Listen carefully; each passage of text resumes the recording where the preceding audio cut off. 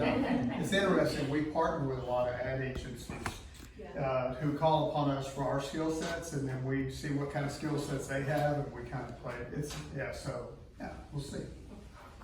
Hi, I'm Natasha Betty's. I'm with the Spain Girls. It's a nonprofit. Awesome. Okay. My name is Lisa Reese. I'm with another nonprofit, CASA of Southeast Texas.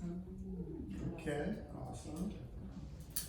I'm Mackenzie Statler with G&G Enterprises Construction Report. We have a website, but we don't do e-commerce, and I don't think you can do construction online like that. But I think there's some potential that we can do some cool stuff. I tell you what's interesting. You'd be surprised. Some people who are doing this, any kind of niche business that they can hook up with a manufacturer, there's people making a bunch of money out of their garage right now, knowing how to do what we're going to show you today. So. I'm Marley Anderson. I'm with Helena Labs, and I just started this week in the marketing department. So Awesome. Helena Labs. My brother-in-law used to work for them. He's working for Roche. Okay. He started out with them. He's Yeah. all over the world. So. awesome. Okay, well, very good. Well, it's good to know who. I'm really glad I got a little pulse there, because although I have a planned presentation, I want you guys to know that I'll try to answer as many questions as I can. I'm going to run through probably 3 hours of material in about 35 minutes. So I'm going to seem like I'm going real quick, but if you have questions, I have business cards. You can follow up with me later. And frankly, we may not get through all of this, but we're going to talk about a topic called full service branding.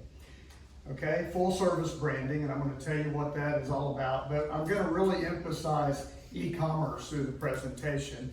And my able assistant over here, Amanda, is going to try to keep up with me on the presentation. So a little bit about us.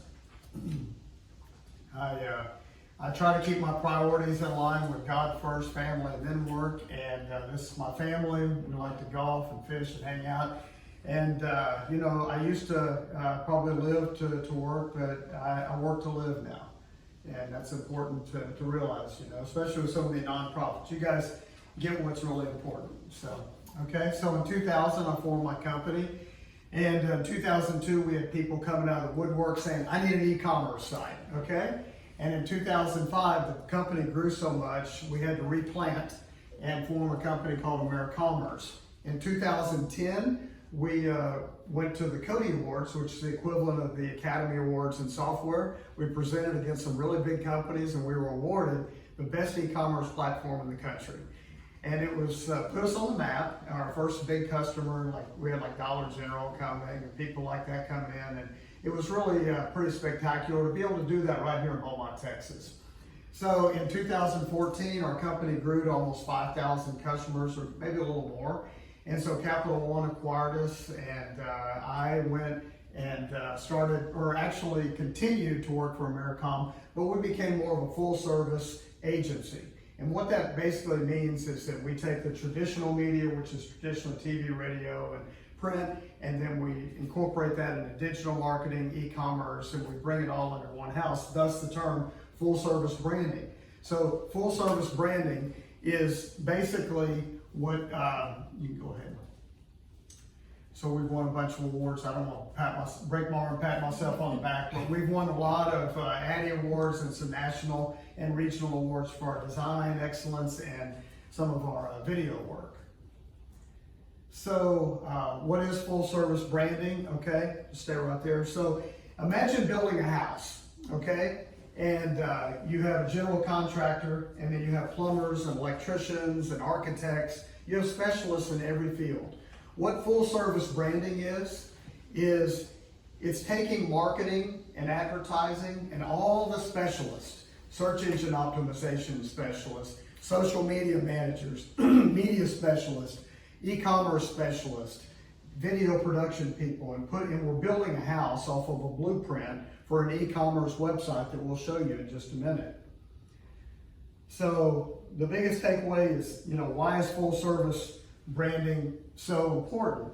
Well, marketing has become more complex, and the right hand and left hand, like never before, need to know what's going on. And you run an ad agency, so you know how many different components there are to this. So this is a roadmap for full service branding. In full service branding, when you get an e-commerce store, when you get a website, you'll need to do reporting and analysis. You'll need to plan your campaigns. You'll need graphic design services, copywriting, media buying, digital marketing, web design, landing page development, audio and video production, and printing and trade shows. Yes, that's still popular. Post-COVID, we're probably going to see an uptick in that, where people hand out their business cards and say, hey, check out my e-commerce store.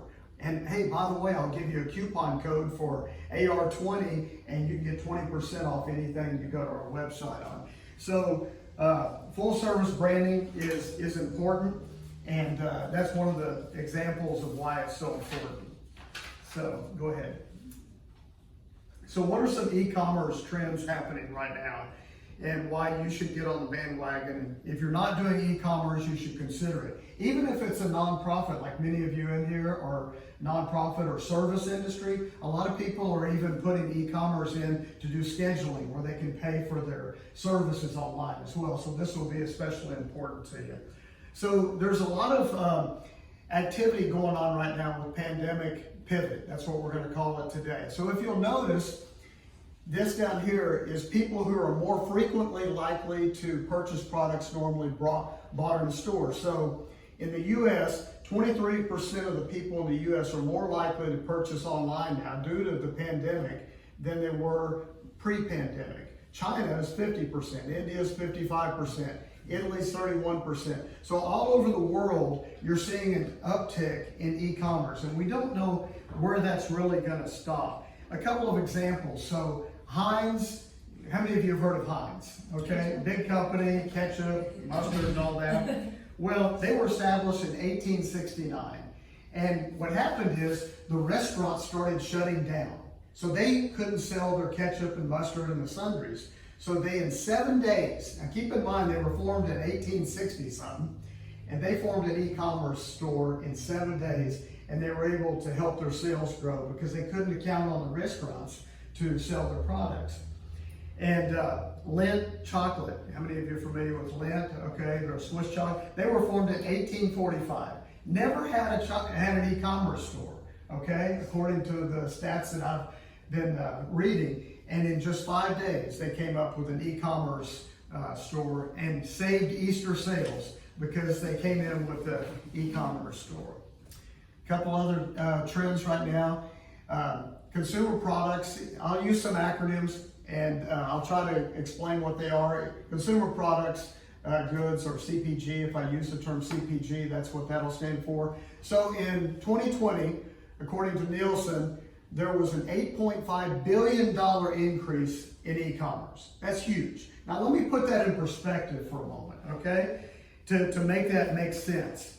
Countries like Nigeria, Fiji, Guam, Belize, and Aruba, that 8.5 billion is more than their whole GDP. So that's how big e-commerce is, if you can get your head around that and really begin to understand and absorb that. So the next slide, this shows the CPG or consumer packaged goods increase since, and this is according to Statista. So 2017, we had 2% of all sales being e-commerce, and in 2021, they're projecting that it's going to be 6.6%. So a huge increase in e-commerce sales in billions and billions of dollars. So I got your attention. E-commerce is a big deal. A lot of people are talking about it.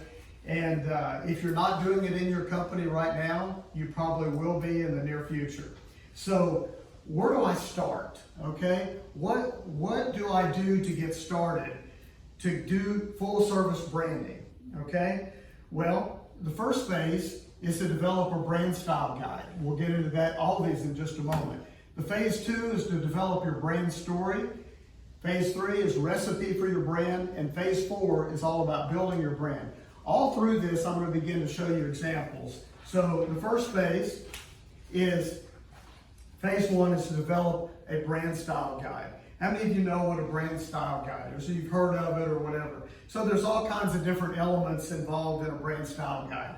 A brand style guide is basically how you present your company and your corporation graphically. Whether it's on a website, letterhead, on a koozie, or whatever else you could come up with to put your brand on.